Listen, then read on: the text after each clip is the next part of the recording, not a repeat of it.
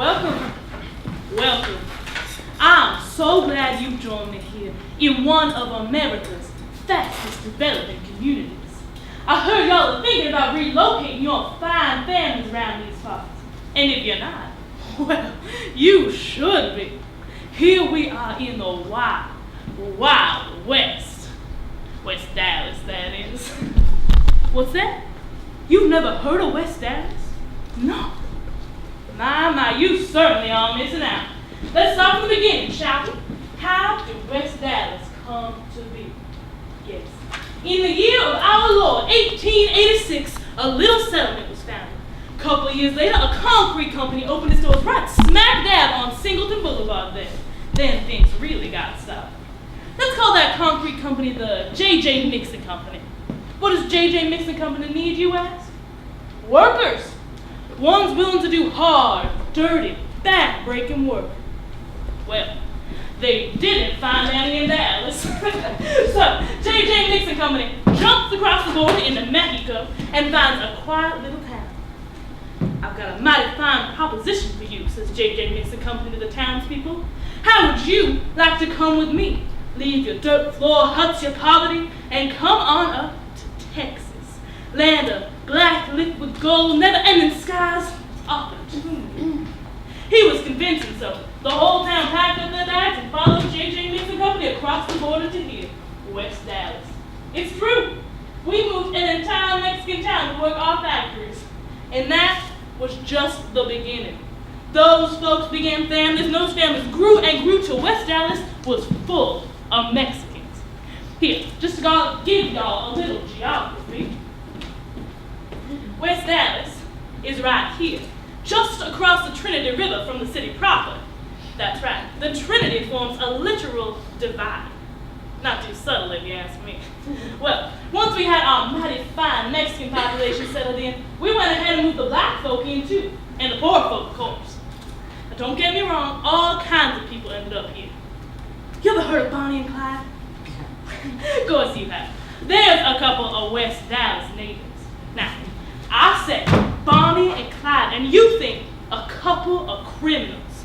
I say Mexicans and black folk, and you say, sounds like a slum. Why would you want to bring you and your fine family someplace like that? I've heard of West Dallas, a crime-ridden 16-mile loop of nothing, you say. Well, what's the matter with a little color and the colorful characters?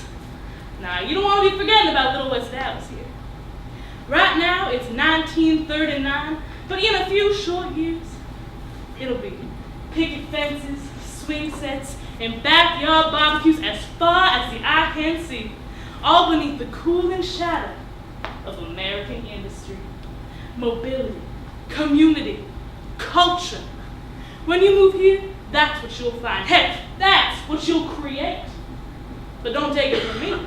Come on down, talk to the locals. My, oh my, do they have some stories to tell.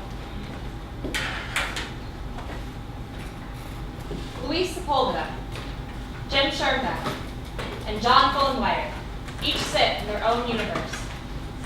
Luis sits in his own office in West Dallas, surrounded by stacks of paper. These include mounds of scientific studies, numerous framed newspaper articles, some even with his picture on the front page, and piles of manila envelopes. Jim sits at a table in a homey cafe just outside of West Dallas. John sits at work in his small office at a local medical research hospital. He speaks on his office phone. Each of them respond to an unseen interviewer. My name is Judge Luis Daniel Sepulveda, born in West Dallas, 2635 Ingersoll.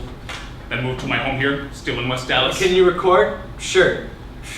God, last time somebody asked me that, my response was, yes, officer. But no, I'm Jim Schoenbeck. I currently work for Downwinders at Risk, and in the past I've been involved in numerous community organization platforms. My name is John Fullenweider. I'm a community organizer here in Dallas. How did I get involved in the conflict?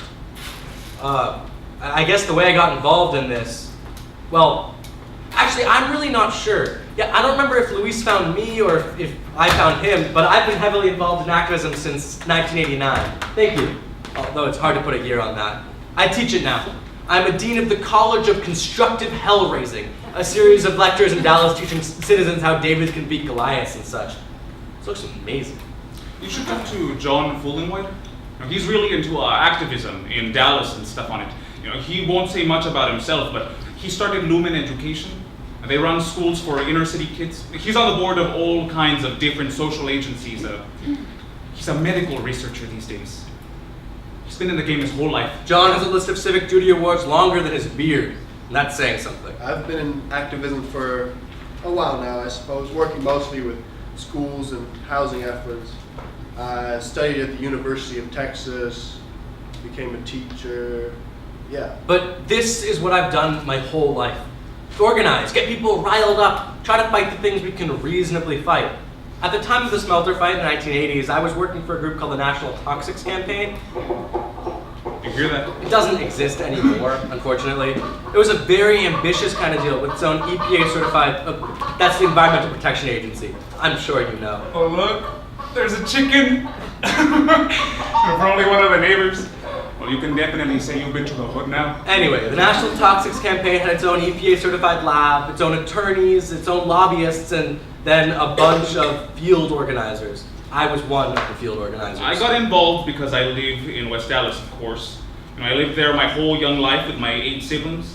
We were in a 1-bedroom house. When I grew up, I moved here just down the street. I became the justice of the peace. Judge Sepulveda, they call me. Mom's real proud of that. I went into West Dallas in the 70s to talk about something. Housing displacement is what it was. That's remained one of my biggest fights, improving affordable housing in Dallas. It was a typical kind of deal growing up poor. When we were kids, Mom used to take the clothes out of the dressers and put the little ones, the babies, in the drawers to sleep. Or sometimes we'd sleep on the porch. That was kind of the atmosphere, So I was working on housing at that time. I go down there, gave my little spiel. The people just looked at me and said, "We're being poisoned. How about you help with that first?" But when Luis called me, must have been the late 80s, I was skeptical. If you have a crew out canvassing and you're going door to door, you're bound to get a few people saying, "Ooh, I've got a toxic rug," or, well, people are always just exaggerating or thinking you can help them when you really can't. When I first talked to Jim, he wasn't quite on board. And while the EPA claimed to have cleaned West Dallas, so why would he? But I brought him out here. Luis, of course, convinced me to come do testing. And the numbers that came back, they were astronomical. And would I call it that?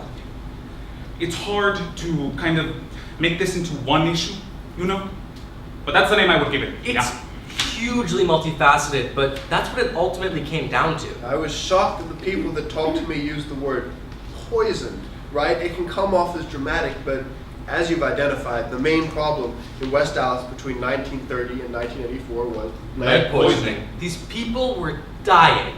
It sounds dramatic, but it's true. Left and right, people with cancer, heart disease, asthma, blindness, all caused by lead poisoning from the smelter. The Revere Smelting and Refining Corporation was practically in our backyard, raining lead down on us. The RSR, it was called. Day and night, the RSR Corporation had their engines firing, breaking down lead car batteries. The RSR smokestack was constantly busting out dust, particulate matter.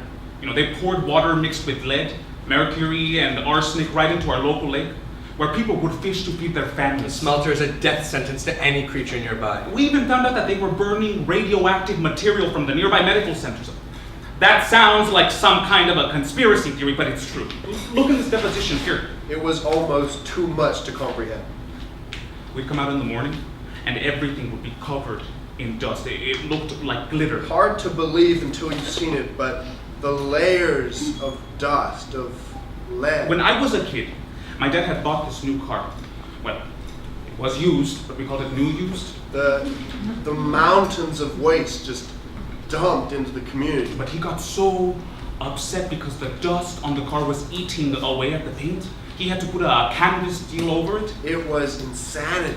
That's what was on our skin all the time.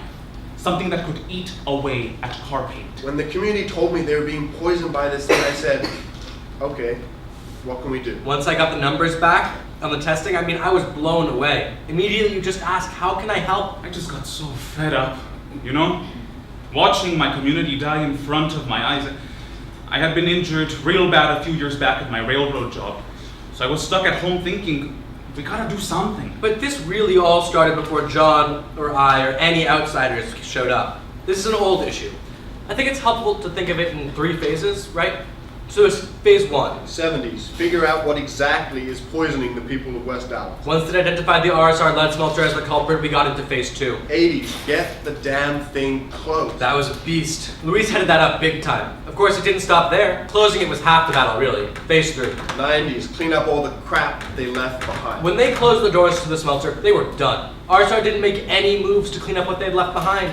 In fact, the grounds were used as a dump for contaminated soil from other polluted parts of Texas. But the EPA claims to have claimed job done. They say we handled it totally fine. I'll be the first to tell you, nope, no way. Why didn't they clean properly? I think that has a lot to do with the type of neighborhood it was. If you know what I mean. They just don't care about poor people, about people that look different than they do. People like me and my family. My mom, Julia. You know, it was really her that started all this. Back before any testing, any knowledge about lead poisoning, she knew something was wrong. And not just with the environment, with the Dallas government. She knew that she was fighting to get help for her family, for her community. The city didn't like her doing that. She was persistent, though.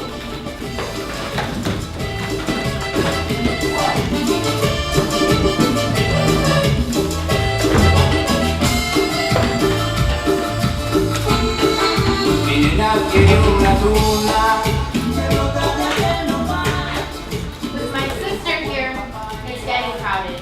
9 kids, her, me, and my husband. All of us in 3 rooms. Well, 2.5. The kitchen is a half. That's where the oldest kids sleep. We only have 1 bed, so I use extra fabric I can find to make pallets for my kids to sleep on. Little nest. My day starts at 4 a.m. I wake and walk to the kitchen, leaving footprints behind me in the dust that settles in overnight. I sweep the floor, scrub off the walls, then make lunches for everyone. After that, I go to work from 7 a.m. to 11 at night. When I come home, the dust is back. So, I sweep and mop again. Last week, I decided to ask for help from welfare. My husband has been injured for 5 years, and it's getting too hard to pay for the smallest things, groceries, electricity. I asked my neighbor Elisa if she thinks I'll help me. She laughs and she says, Julia, they're not going to help you. why? They're not trying to help people long term. It's just 2-3 months so I can look for a 4th job and buy groceries for my kids. Julia, they won't help you. They don't want to help you. Well, why not? It's just short term. You don't look poor enough.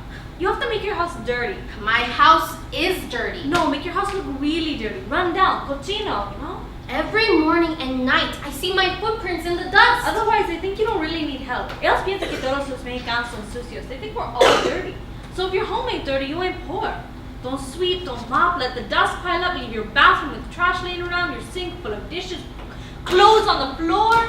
They have to be dirty, cochino, not washed, not folded, not nice, not decente, and definitely not ironed. You're too good, Julia. You have to let it all go to shit. You have to show them you're poor. Elisa, you're crazy. I'm not gonna let my house, my kids get covered with dust. I call the welfare office. They say they'll send someone in a week. I ask, can you come right away? I got bills piling up. She says she'll come tomorrow. I have to take a half day off work, but I don't think it'll take long to see we need help. I mean, look at the place. My house is only 2.5 rooms. Coming! Mrs. Sepulveda? Yes, please, call me Julia. Mrs. Sepulveda, I understand you're seeking assistance through the state of Texas welfare program. Do you understand what that means? The responsibility the state of Texas will take on if we help you. We don't just give handouts. Yes, ma'am, of course, and I don't ask for them. I raised 9 kids. I've never asked for help before, but I already have 3 jobs, and you see, my husband hurt his back at his job in the asbestos plant, so I have... Is this the main room in the house? Yes. This is the main room, and there are 2 others. So a 3-bedroom house. Not 3 bedrooms, ma'am, just rooms. This furniture, it's covered in plastic. Why are you hiding this furniture from me? I am not... This is new furniture. Why are you hiding it from me? This is new furniture. I don't hide it. I cover my furniture with plastic because in West Dallas, there's a lot of dust from the lead factory. No, you were hiding it because you knew I was coming. Stupid. Show me the other room. This is my kitchen. I had 2 tables and 3 chairs. I bought the big table and chairs years ago when I started having children. The table had a little china bowl on it. I mean, it wasn't really china, but I didn't want to sell it. I don't know why. It was empty. I didn't have anything to fill it with. And the little table? My husband made that himself. A wedding gift. Why do you have 2 tables? What? You don't need tables or that telephone. I don't see why you have all this. If you're so poor, why do you have all this furniture? She went to the refrigerator. I have a bowl of beans, a bowl of rice, some tortillas, and a jug of Kool-Aid. Oh, you are so stupid. You have this refrigerator on with all this food. You're wasting too much electricity with this. This and the phone. We haven't even gotten to the TV yet. Don't think I didn't notice it. Well, I have kids at home, so I need a phone to call them in case there's an emergency. Get rid of the extra food and unplug the phone. Look, lady, that Kool-Aid is wine for us, and those beans are a steak. My kids are hungry. They need to eat. Show me the other room. I don't understand. Why don't you rent this room out? Because my boys sleep here. Well, why don't they sleep in the living room? That's where I sleep, and my girls too. She went back into the other room and unplugged my little black and white TV. Too much electricity. All right, I've seen enough. To meet qualifications for state-sponsored support, you have to make some sacrifices here. We don't just give out money to people who clearly don't need it. So you'll have to get rid of the couch, the TV, the fridge, the chairs, the tables. You are so stupid. Stupid. Stupid, stupid, stupid. That's what she called me. That was my name. Stupid. And fold your laundry for Christ's sake. There was a little bat that my kids used to play with. And all that food in the refrigerator? Stupid. I got so tired of hearing the lady call me stupid in my own home. I took the bat and started tapping it on the floor. See, I tried to relax, but... I mean, you knew I was coming. Why would you show off all your things like this? Hey lady! Look! You see that? That door? You better get out. I'm from West Dallas. I never tried to get help from nobody. And the one time I asked for help, the one time I really needed, you come in here and change my name from Julia to stupid. Lady, I'm not stupid. I raised 9 kids, take care of my sick husband, and wake up at 4 every morning to go work and pay for my Kool-Aid, my rice, and my beans to feed my family. So you'd better get out of here before I stick this where the sun don't shine. Get out! Julia! What did you do? I thought about hitting the windshield of her car too. Didn't seem like a good move. Julia, you need help. I got all the help I need. I went into work on Monday and told my manager it didn't go well. Julia, what are you gonna do? I said I applied to another job. You're getting a different job? She asked. No, I'm just getting another one. You know, Julia, te dije, you need to make your house dirty. Well, hi again.